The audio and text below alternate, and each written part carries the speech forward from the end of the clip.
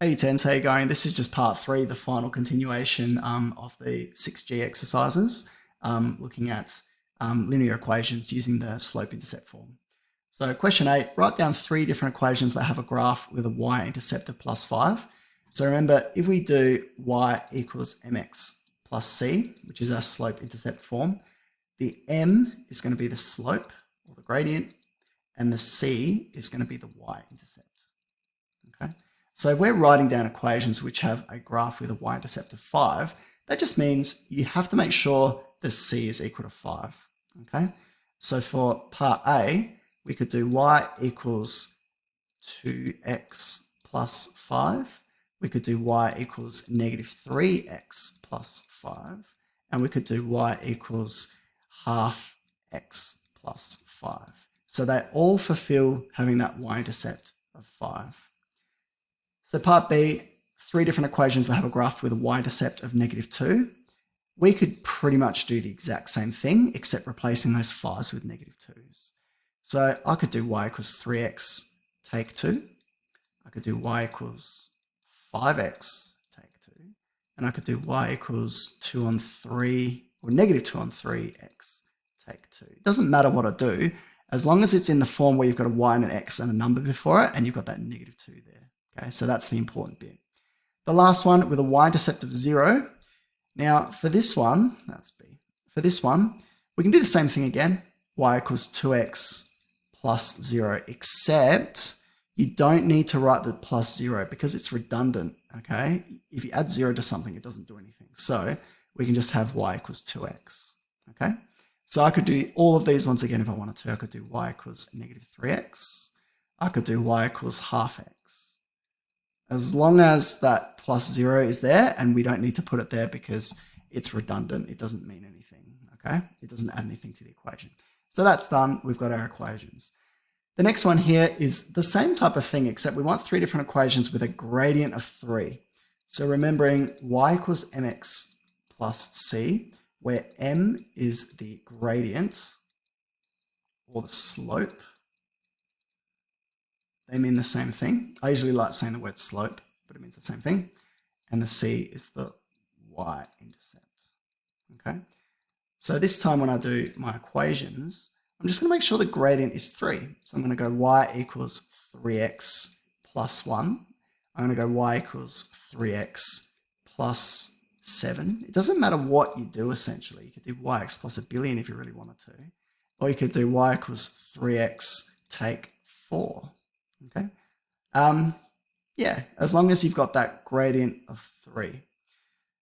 So part B, gradient of minus 1. You just need to have the y equals negative x plus 3. So this part is the important part. Now, I don't have to write negative 1x. I can just do negative x. It means the same thing. So y equals negative x take 5, or y equals negative x plus 9. So the important bit is that bit. That bit needs to be the same. That bit needs to be the same if we're talking about gradient. Okay. Gradient of 0. What are you going to do there? So if you have what, so we do part C down here. If we do y equals 0x plus whatever number, 2. Now, if anything's times by 0, what do? It's 0, isn't it? So that bit doesn't really exist. There's nothing there. So that's where you can do y equals 2 instead. Okay. So the mx part, because m is 0, that goes away. Okay. So this is really easy. Y equals 5, y equals negative a half. Doesn't matter what you do. Part D, if you've got an undefined gradient, okay. If you've got an undefined gradient, okay, that word undefined. Now, undefined gradient means if you've got your grid lines, undefined is when it's going vertical, okay? So that would have a gradient of undefined, okay? So you can't measure the gradient in that sense, okay? So essentially what you're doing, so basically what we need to do to write the equation is just say, for this random line that I've drawn, say that this x coordinate is negative 2, okay? So that means for the line that I've drawn with an undefined slope, the x-coordinate is going to be -2 for every point in that line. So the y-coordinate will change, but the x-coordinate is always going to be -2. So an undefined gradient, instead of writing y equals a number, it's going to be x equals a number, okay? I wouldn't stress about this one too much. It's a bit more advanced, but for an undefined gradient, the only way you can write the equation is x is equal to whatever number. So if x is equal to 2, then that would be an undefined line like that. Okay, but don't stress too much about it. The last one, does the point 3, 2 lie on the graph y equals x plus 2? Does the point 3, 2 lie on the line y equals x plus 2? Now, there's a few ways we could do this, but I'll show you how to do it through substitution. So essentially, if you substitute the x value into the equation and you compare the two y values, if they're the same, then the point is on the line. So let's have a look for A. The equation, the point that we're looking at is 3 and 2. Does it lie on the line y equals x plus 2? So what we're going to do is we're going to substitute 3 for x. Okay, so we'll rewrite the equation and we'll go y equals 3 plus 2. So I'm substituting this number here. Okay, so y is equal to 5. Now, then I'm comparing this number here with the y coordinate, that number there. So I'm going to say 5 does not equal 2. Therefore, 3, 2 is not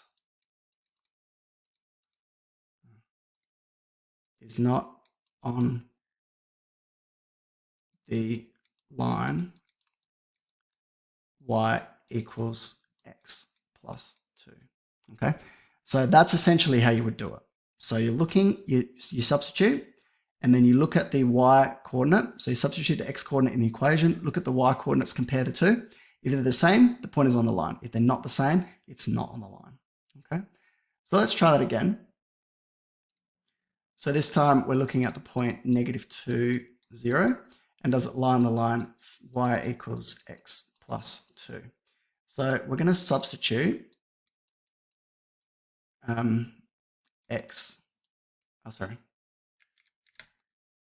substitute -2 for x. Now the reason I'm doing that is that's the x coordinate. Okay, that's the x coordinate and that's the y coordinate. So we're going to go y is equal to -2 plus 2, and then we'll just add those two together, so we get 0. And then we're comparing this y coordinate with this answer here. So 0 is equal to 0. Therefore, point -2, 0 is on the line y equals 3x plus 2. X plus 2. Okay, that's done. So the next one, we're looking, so this is C. We're looking at 1 and -5. Remembering that that one's the x coordinate and that one is the y coordinate. So does it lie on the line y is equal to 3x plus 2? So we're going to be substitute 1 for x.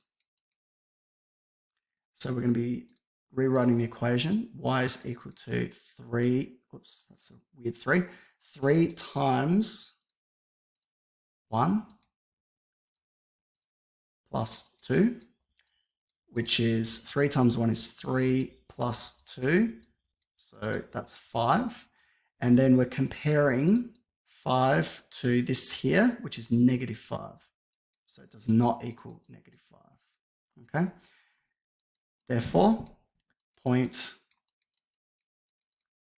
1, -5 is not on the line y equals 3x plus 2. Okay, so you do have to write that out every time just to summarize what it is that you're doing. Okay, the last one, I reckon you can try that one yourselves. We've done pretty much most of them. Thanks so much for watching this series. If you made it all the way through, you're an absolute superstar. I hope it did help you a little bit with the work, even if it was just 1 or 2 questions. And yeah, all the best with your math, and I'll see you in class.